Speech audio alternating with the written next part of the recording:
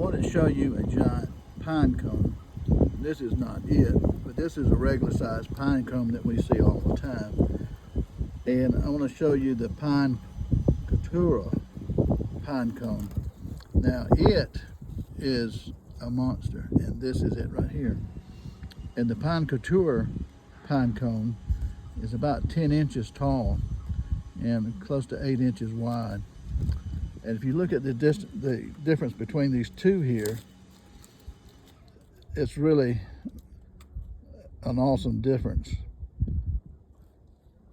Let me put that in front of it.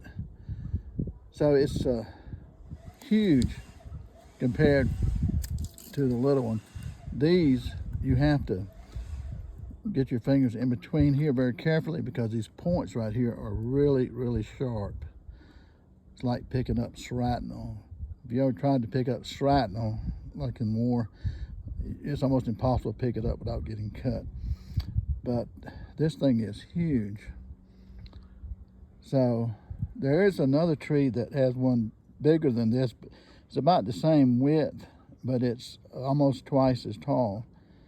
So this thing is just a monster. It's also called a widowmaker because if it falls out of a tree, and the trees that these come out of can be like 80 to 120 feet tall, they call it a widowmaker. It could unalive you, but I don't think it will do that, but it could lacerate you pretty good because this thing has got a little bit of weight to it. I don't know, maybe a pound or 20 ounces.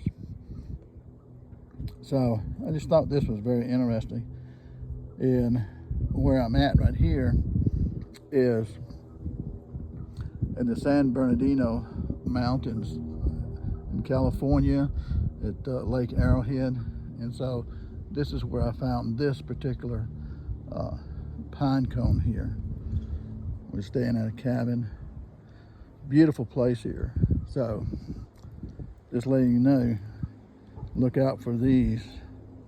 And these are expensive. People sell them, and because they're not found very regular. Thanks for watching, Gary J.